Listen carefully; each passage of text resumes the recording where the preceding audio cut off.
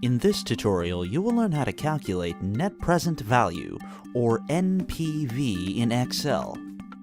Net present value is a financial function that is calculated for an investment, and it represents the present value of the investment minus the amount of money that it costs to buy in.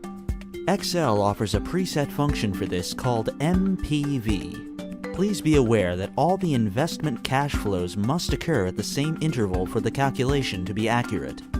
NPV has two arguments: rate, which refers to the discount rate, and the range of values that contains future cash flows. Here's an example we prepared. First, let's take a look at the discount rate. This is the amount of income that you can receive from a guaranteed investment, as a US Treasury bill, for instance. Now, for the range of values, let's say you have two investment options in front of you, each with a projected cash flow. An initial investment of $100,000 for each. The number is in parentheses because it is a negative number, and a series of 5 investments of $25,000 or $20,000 respectively. But the second option also has a sixth payment of $25,000. We're interested in seeing which one would be better for us. Therefore, we will apply the NPV on each.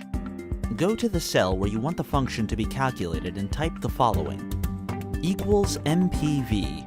Our discount rate divided by 12 as the rate is compounded monthly, the range of values you want to be considered, plus the initial investment, in our case the starting $100,000. Excel will calculate for you the net present value of this investment. Now let's see for the second one. Again, go to the cell that you want to hold the NPV result for comparison and type equals NPV, the same discount rate divided by 12, the range of values, plus the initial investment. Hit enter. Now that we see both results, we will agree that the first option is better and proceed with it. Congratulations! You have learned how to calculate the net present value in Excel.